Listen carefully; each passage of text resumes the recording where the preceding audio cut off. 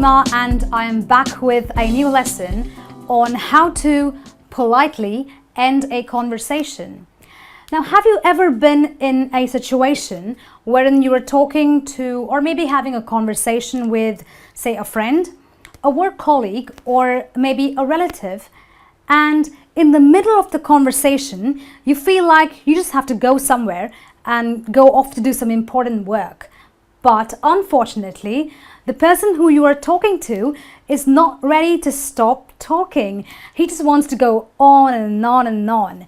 Now, when that happens, you've got to politely end that conversation. In other words, you've got to depart gracefully because gentle social behavior is very important for us to get along with others, right? So therefore, it is very, very important to politely end a conversation. Now, how do you go about doing it? The first important thing to understand is body language. When you want to end a conversation that is really not going anywhere, you've got to give away the right body language. So, firstly, you might want to give shorter responses.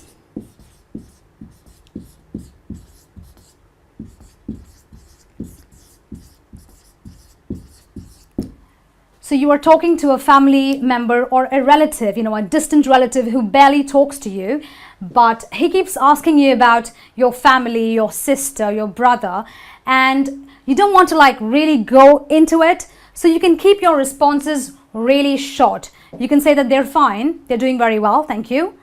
Keep your responses really short, clear, and crisp. Another thing you could do is maybe taking a small step back. So you could step away a little bit, when you are talking to someone and when you're really into the conversation, you're really quite close physically to the person. But when you want to put an end to the conversation, it's time to step away a little bit so that the person in front of you kind of gets the message indirectly. Another way of maybe you giving away the right body language could be having a wandering gaze.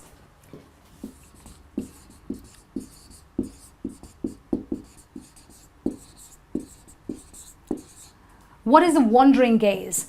When I'm looking at you and looking at you and focusing my eye contact at you, that's a very focused gaze. But when I'm kind of looking elsewhere, I'm kind of giving away the message that I'm not really into the conversation. So that's what a wandering gaze is all about. It's a gaze that does not really focus on the person you are talking to, but it kind of looks around a bit because you're kind of trying to get out of the conversation. Other ways that you can show or give away body language is maybe putting on a sweater or putting on a jacket or maybe, kind of putting things in your bag. So those are the different body languages that you can give away when you want to indirectly tell the person that you are done with the conversation and that you really have to go. The second point is a pause. Now, no matter how much the person in front of you keeps talking, there is a point in time when there is going to be a pause in the conversation. Now, that's your opportunity to offer maybe a handshake,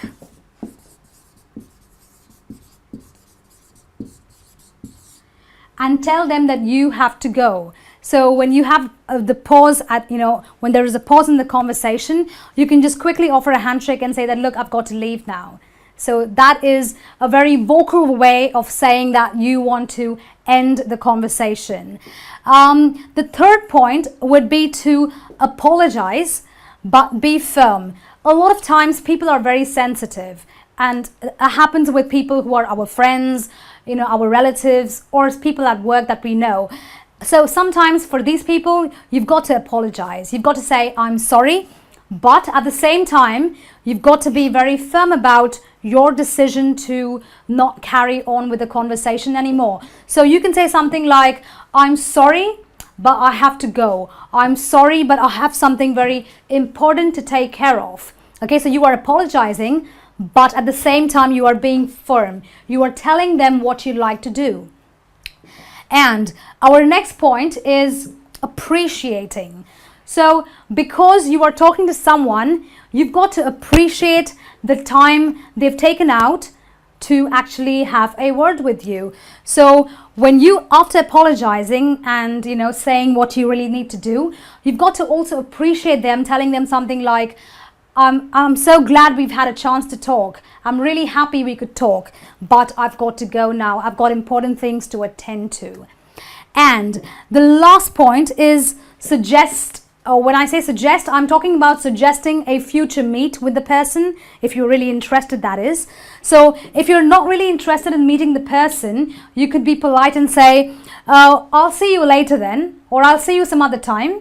But if you're really interested in meeting this person again, you could say something like, how about us meeting on a Wednesday, next Wednesday, or next Sunday, or how about you popping in for lunch, next week. So you always suggest a future meeting, because that way the person who you are talking to does not feel offended that you've had to cut his conversation short.